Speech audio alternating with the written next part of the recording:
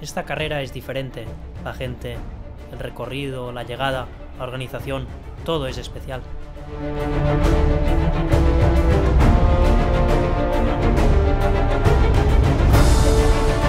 Es increíble.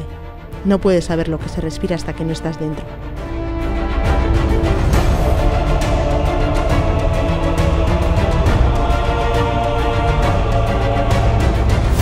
Lasterketa hau oso herrikoia da.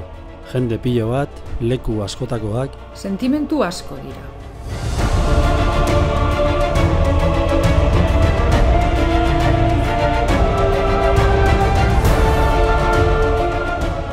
La Behobia me ayudó a superar el trance más duro de mi vida, y cuando pensaba que no podría volver, lo hice en un ejercicio de superación increíble para mí.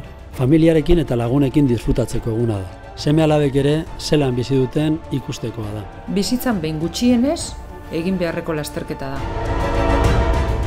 Sueño con vestirme la txapela, con levantar los brazos en el bulevar.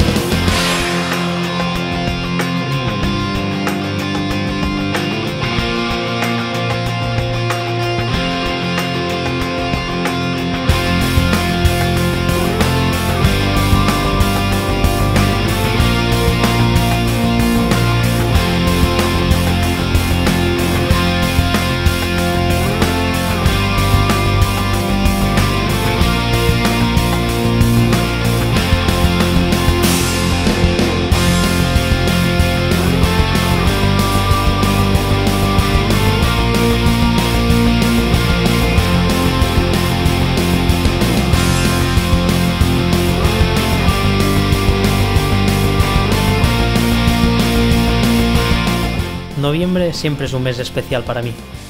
La ciudad tiene algo especial,